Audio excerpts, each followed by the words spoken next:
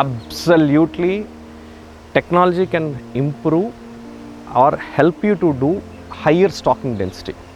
ఇప్పుడు ఇదే చెరువు ఉందండి, ఇంతకుముందు మీ దగ్గర టూల్స్ లేవు, మీరు ఉజ్జాయింపున ఇంతకుముందు చేసినట్టుగానో లేదంటే కనుక గడిచిన ఒక 10 సంవత్సరాల క్రాప్స్ మీరు చేసిన విధంగానో హై ఎక్స్పీరియన్స్ తోటి మీరు 75,000 లక్ష పిల్ల వేసారనుకోండి, స్టాకింగ్ చేశారనుకోండి. ఇప్పుడు మీ చెరువులో లోపల ఏం జరుగుతుందన్న విషయం మీకు తెలుసు. మొత్తం తెలియకపోయినా ఆ చెరువులో ఇంపార్టెంట్ ఫ్యాక్టర్ వాటర్. ఆ వాటర్లో ఎంత డిఓ ఉంది, ఎంత pH ఉంది, ఎంత టెంపరేచర్ ఉంది, ఈ ఫోటోసింథసిస్ ఎలా జరుగుతుంది, కింద గుడ్ బ్యాక్టీరియా వల్ల ప్రాసెస్ ఎలా జరుగుతుంది, అండ్ ఫర్దర్ ఓఆర్పి అనే ఒక వాల్యూ ఉంది. ఆ ఓఆర్పి వల్ల మీకు సాయిల్ ఏ విధంగా ఉంది, ఇవన్నీ మీకు తెలుస్తున్నాయి. కాబట్టి లక్ష వేసే దాంట్లో 1,25,000 వేయండి, which my farmers are doing. ఏ కేసెస్ ఈ టెక్నాలజీ వల్ల ఆయన పిల్ల పెంచలా, బట్ బొండాళ్ళంకలో ఒక ఫార్మరు ఆయన he does high stocking densities.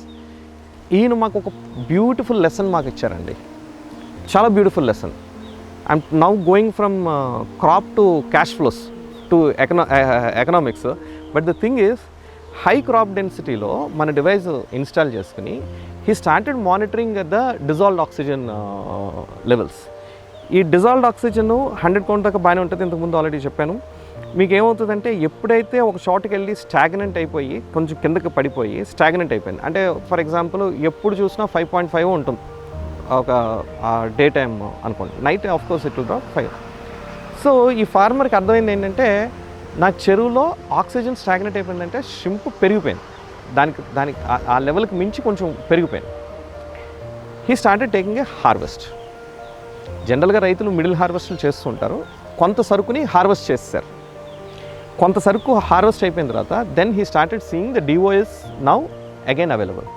మళ్ళీ సెకండ్ టైం హార్వెస్ట్కి వెళ్ళారు. Then again he taken some amount of shrimp out.